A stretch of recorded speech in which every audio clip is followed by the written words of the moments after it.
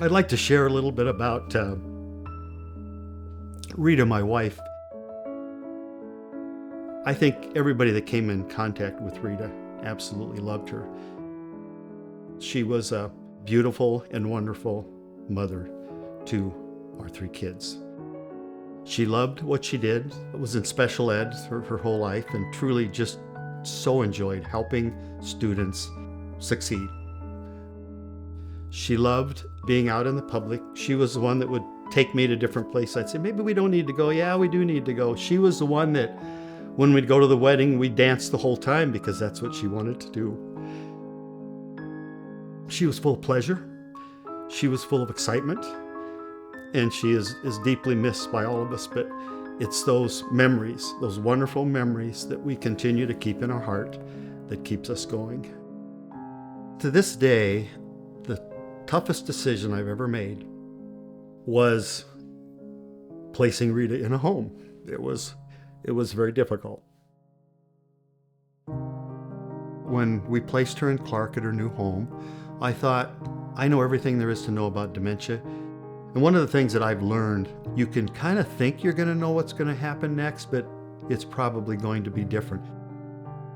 She literally went from running in the halls to a wheelchair overnight. In meeting with the doctor, Dr. O'Sullivan, I thought, well, my goals are to keep her comfortable, give her the best care possible, and keep her out of the hospital. And Dr. O'Sullivan said, that's what hospice is all about. I'm so glad that we chose Emmanuel Hospice. It was one of the best things that we ever could have done. From day one, everything about hospice was spectacular. From music to massages to bedside. It wasn't just about Rita. They were concerned about me. Early on, I was asked about grief counseling, and I thought, I don't really need that yet. But I said, let me give it a try.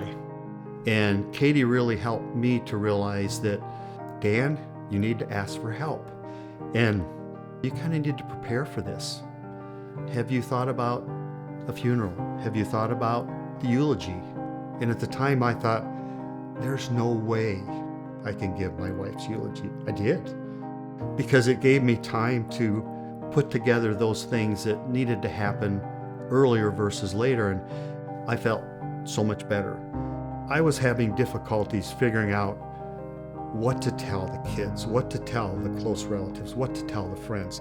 And it gave me a means to talk intelligently to family and to outside members about what's going on at Clark. Hospice helped to bring everything together. Clark, hospice, and the family. They seamlessly worked together on the care for Rita, and I couldn't have asked for better. Our daughter Kaylee and her fiance Eric had planned a wedding in September. Through the help of hospice in Clark, she rallied like never before. It was absolutely a miracle. I remember being asked the question, is there anything that you'd really like to do, something special? So it was just simply bring in a lunch from the nearby restaurant, from Rose's, and they arranged the room, and they came in and greeted us and brought the food, and then they left and let us just be alone by ourselves. It sounds simple, but it was so special. Rita, at a point, really couldn't communicate verbally, but she could communicate emotionally, and what I really miss is walking in to the dining room, and somebody was feeding her or assisting her in one way, and she would get that little smile on her face, and she'd get that little wave, and that's all I needed. That was just perfect. You know, it's a terminal disease. You know, at some point in time, she will pass. And the last week we had some additional visits, and I didn't have to ask for those. It was so flawless, and I so looked forward to them coming, whether it was Miranda singing or Joan massaging or Sherry there to assist with care. They were all just amazing, and I will never, ever forget. Never.